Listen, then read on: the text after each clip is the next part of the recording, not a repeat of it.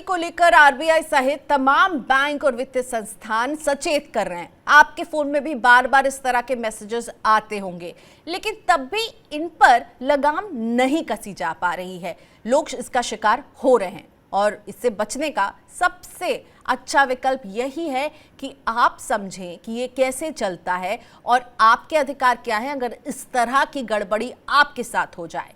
मनी9 में आज मेरे साथ जुड़ रही हैं Kamakshi Sharma. Kamakshi cyber investigation expert हैं। थैंक यू कामाक्षी, आपने वक्त निकाला। कामाक्षी, सबसे पहले ये क्यूआर कोड, ये जो स्कैन करने के लिए कहा जा रहा है, और आजकल तो हम लोग इतना करते हैं, हम सब्जी खरीदने जाते हैं, एक चाय की दुकान में जाते हैं, बड़े रेस्टोरेंट में जाते हैं, सब जगह हम फटाफट क्यूआर जो है कोड स्कैन करके पेमेंट कर रहे हैं। तो कितनी तरह की ठगी हो सकती है इससे और हमें कैसे सावधान रहना? क्या हम जो हर जगह क्यूआर कोड स्कैन कर रहे हैं, पेमेंट कर रहे हैं, नहीं करना चाहिए हमें? मैम, आजकल जैसे हम देख रहे हैं कि इंटरनेट का यूज बहुत ज्यादा बढ़ गया है। क्यूआर कोड का अगर हम देखें तो ये अभी का नहीं है, बहुत पहले से, आज से 4-5 साल पहले जब हमारी वेबसाइट आई थी जिसमें हम सेकंड हैंड फर्नीचर या सामान बेचते थे, OLX, ये सिलसिला वहां से शुरू हुआ। लोग क्या करते हैं कि आपने सामान डाला, आपको सबसे पहला सस्पेक्ट, ऐसा नहीं है कि आपके साथ एकदम ही क्यूआर कोड हो रहा है, आपको बीच बीच में बहुत सारे ऐसे कहते हैं ना क्लू मिलते जाते हैं। उसने आपने सामान डाला कि आपको एक बाइक बेचनी है या गाड़ी बेचनी है, किस इस तरीके से सामने से आप पे 2-3 यूजर्स आएंगे, जो प्राइस आपने वहां पे लिखा है, क्योंकि OLX पे क्या होता है, जनरली किसी ने जो प्राइस डाला है लोग उस पर बार्गेनिंग करते हैं, लेकिन ये लोग क्या करेंगे, ये आप जो प्राइस आपने डाले उससे कहेंगे कि we are ready to buy. Then वो आपको कनेक्शन करते रहेंगे और आपको बोलेंगे कि हम आपको एक क्यूआर कोड भेज रहे हैं, या आप अपनी डिटेल्स दे दीजिए, बैंक अकाउंट डिटेल्स दे दीजिए। और जब तक उन्होंने ना तो वो कार या फर्नीचर जो भी आप सेल आउट कर रहे हैं अपना सेकंड हैंड, वो देखेंगे नहीं। वो कह देंगे कि मैं आर्मी ऑफिसर हूँ, मैं बहुत बिजी हूँ, फेक आर्मी कार्ड्स बना लेते हैं आजकल एडिटिंग करके, और देन वो कहेंगे कि हम किसी को भेज देंगे लेकिन आप हमें अपनी बैंक डिटेल भेज दीजिए। तो सेकंड सस्पिशियस एक्टिविटी वही हो जाती है, लेकिन हम लोगों को क्या होता है, हम ओवर एक्साइटेड हो जाते हैं कि हमारा तो सामान बिक रहा है। तो जब आपके पेमेंट रिसीव करनी है तो कभी भी आपको क्यूआर कोड स्कैन ही नहीं करना है, वो स्टेप है ही नहीं। लेकिन हम जब पेमेंट करते हैं कामाक्षी, जैसा मैंने कहा, आज हम लोग हर दुकान में जाके बहुत जल्दी से, हमको भी लगता है पेमेंट जल्दी हो जाएगा, जो हम खुद स्कैन करके पेमेंट कर रहे हैं दुकानों में, उसमें भी धोखाधड़ी हो सकती है क्या हमारे साथ? उसमें देखिए, एक तो वो जो आपने बिल्कुल सही कहा कि पेमेंट हमेशा क्यूआर कोड स्कैन करके जाती है, कभी भी आती नहीं है। आधे लोगों को यही कंफ्यूजन रहता है जो एप्लीकेशंस के थ्रू हो जाते हैं कि आपको इतना पेमेंट मिलेगा, आप स्कैन कर दीजिए।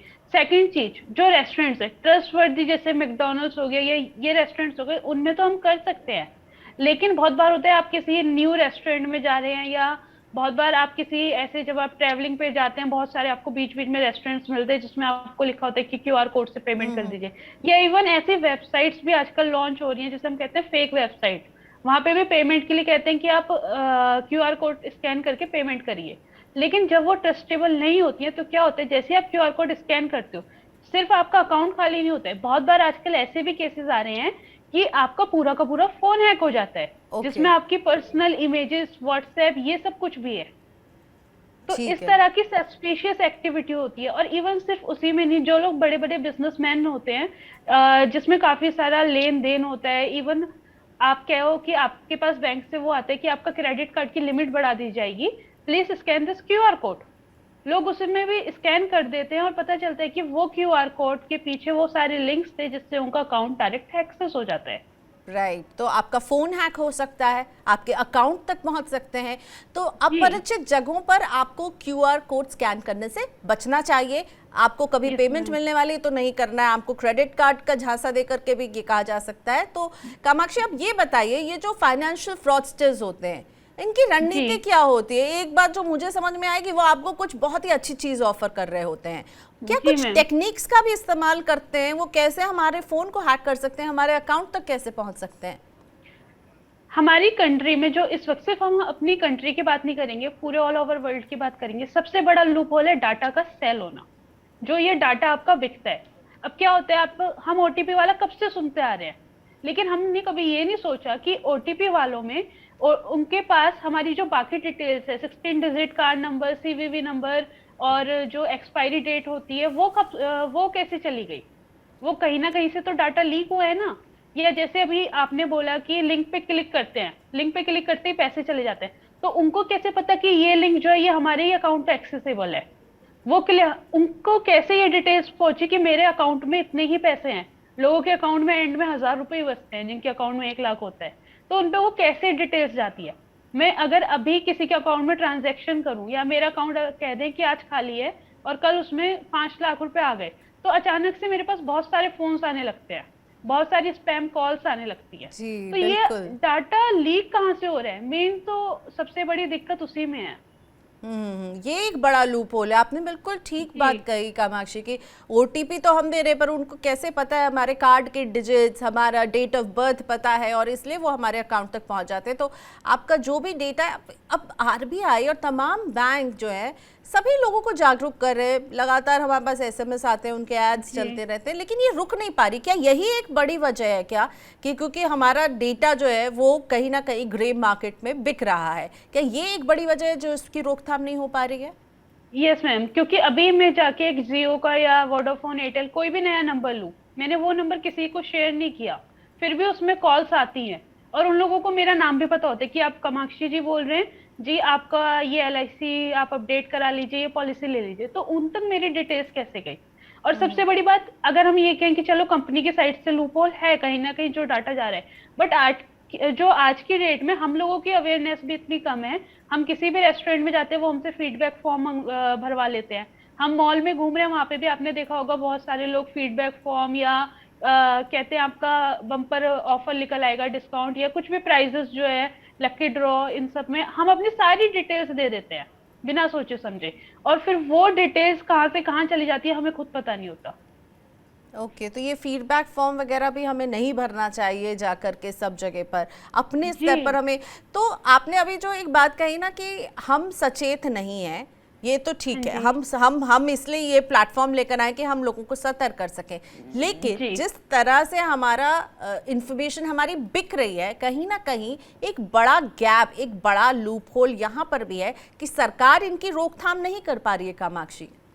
यस मैम, ये पॉइंट बिल्कुल वैलिड है कि जिस तरीके से डाटा का सोल्ड हो रहा है मार्केट में, जिस तरीके से ब्लैक में डाटा बिक रहा है, वो बहुत बड़ा इशू है। अगर वो कम हो जाएगा तो हमारा 40% फ्रॉड, जो कहते हैं ना कि अगर किसी का डिटेल ही नहीं जाएगा तो वो OTP कैसे मांगेंगे, रिंग रिलेटेड वाला जो फ्रॉड है वो सब काफी हद तक कम हो जाएगा। बिल्कुल, तो आपको जो है बहुत सतर्क रहना। वैसे आजकल एक सोशल मीडिया पर एक फ्रेंडशिप के नाम पर भी जो है ये ठगी का पूरा जो है कारोबार चल रहा है।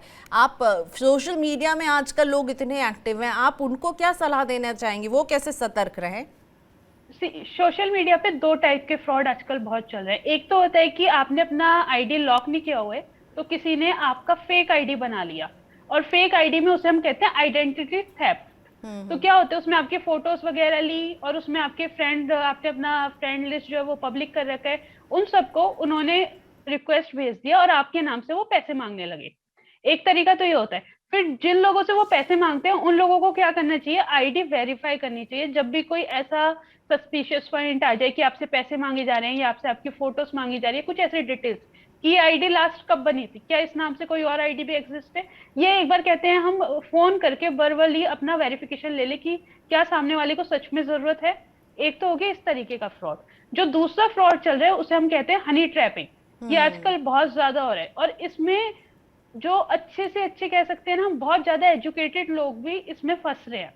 वो क्या करेंगे, वो आपको वीडियो कॉल करते हैं, सीधा एक अच्छी सी प्रोफाइल बनाएंगे लड़कियों की। इसमें जो ट्रैप हो रहे हैं वो ज्यादातर मेल्स हो रहे हैं। वो लड़कियों की अच्छी सी प्रोफाइल बनाते हैं, आफ्टर डेट कुछ अपना चैटिंग वगैरह करेंगे, नंबर एक्सचेंज करेंगे। नंबर एक्सचेंज नहीं होते तो कई बार क्या होता है, आप ऑफिस में बैठे हो या किसी ऐसी प्लेस में बैठे हो, डायरेक्ट आपके पास फेसबुक पे वीडियो कॉल आ रही है, आपने जैसे ही खोला तो सामने वो क्या करते हैं, एक न्यूड लड़की की वीडियो चला देते हैं।